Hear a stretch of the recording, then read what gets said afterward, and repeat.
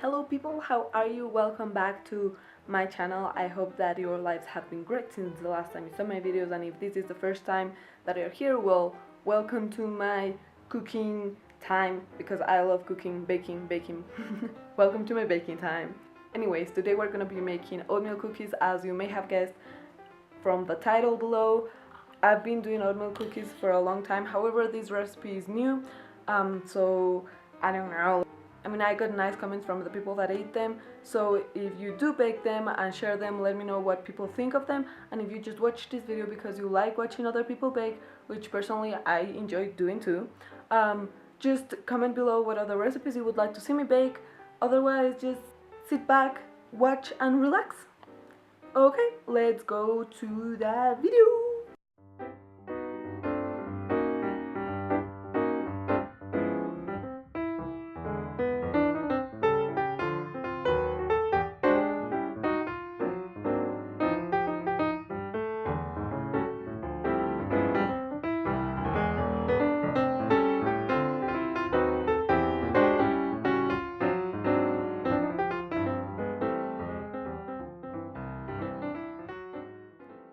Those are all of the ingredients, and now we're going to be putting together the chocolate chunks and the walnuts.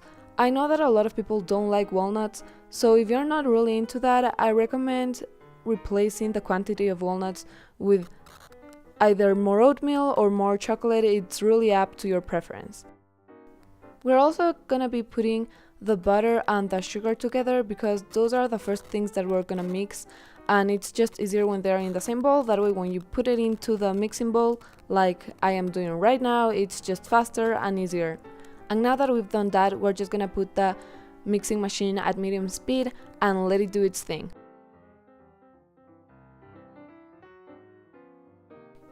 I forgot to mention it, but we are gonna be putting a little bit of vanilla essence into the butter and sugar mixture, so that is what I'm gonna be doing right now. So yeah, you can see me putting 2/2 teaspoons, which adds up to 1 teaspoon, so that's how much you want to put into your mixture.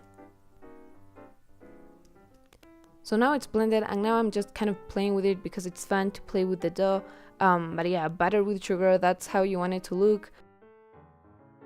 Now I'm just moving it around, making sure that it's very equally mixed, and yep, still playing with it. Okay, now we're gonna put in the 2 eggs.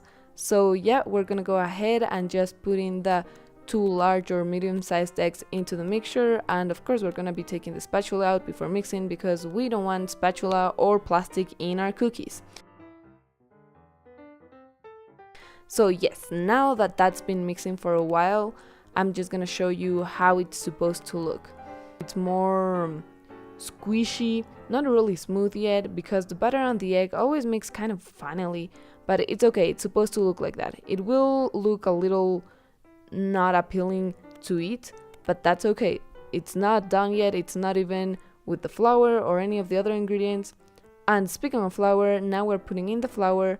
I don't know if you can really tell in the video, but I put the oatmeal and the flour in the same bowl for the same purpose as the sugar and the butter, just because it's easier to throw it into the bowl. So now it's looking thick again, looks drier, and of course that is because of the flour. So yep, now I'm playing with the butter again. Yep. Okay, now we're gonna be putting our nuts and chocolate, and as I said before, if you don't like nuts, that's fine. Just make sure to replace the quantity with something else. That way it's not gonna be too liquidy, the final cookie dough. So yeah, now it's looking like cookie dough. So it's kind of rough and rocky, but still like squishy, kind of like Play-Doh. Yeah, you want your cookie dough to look a little bit like Play-Doh, but of course you don't eat Play-Doh, or I hope you don't. But yeah, now this is the cookie dough ready to be put into trays. So now what I have done here is that I've used one of those ice cream scoopers and a little bit of milk. So I just put the scooper into the milk. That way when I get the cookie dough won't stick to the spoon, and it's just easier, because when it sticks it gets kind of nasty and sticky, and we don't want that.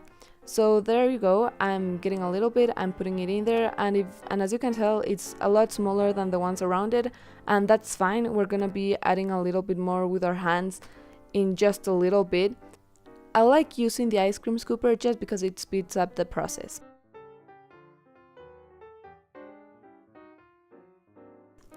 So now what I'm doing is that I'm giving the cookies the shape that I want to. Because these cookies have the oatmeal and walnut in them, when they go into the oven they don't really spread, so it's important for you to just kind of squish them and press them down and give them the shape that you want to, because they won't be spreading like other regular kind of cookies.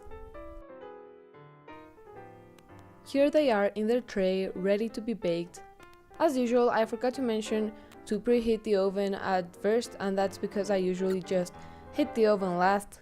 Which, yeah, sure, I waste some time in waiting for it to heat, but really it's no big deal if you have the whole day to waste like I did today. So, heat your oven at 195 Fahrenheit and then put your cookies in for 10 to 12 minutes, it really depends. So that's how I did my cookies, and I got some feedback telling me that they were a little too hard, not chewy enough. So maybe try 8 to 9 minutes and not 10 to 12. Remember, cookies need to be baked at a really high temperature for low periods of time.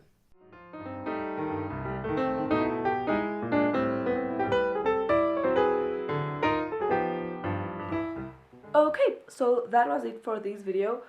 If you want to practice your Spanish, or if you just want to hear me speak Spanish, the link to the same video in Spanish is in the description below. That will be it for this video. I hope that you guys are having a great time, having a great life. If you liked the video, remember to give it a big thumbs up and let me know what you guys would want to watch me bake or cook or whatever in the comments below. Yeah, I think that's all I have to say.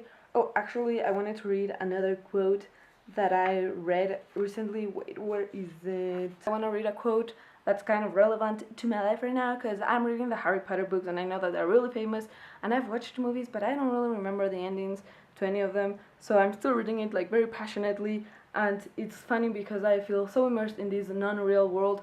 However, I read this quote by Pablo Picasso that made me feel that even when something is not real because it's in your head, then it's kind of real, you know? I don't know if that made any sense. Anyway, here's the quote. Everything you can imagine is real.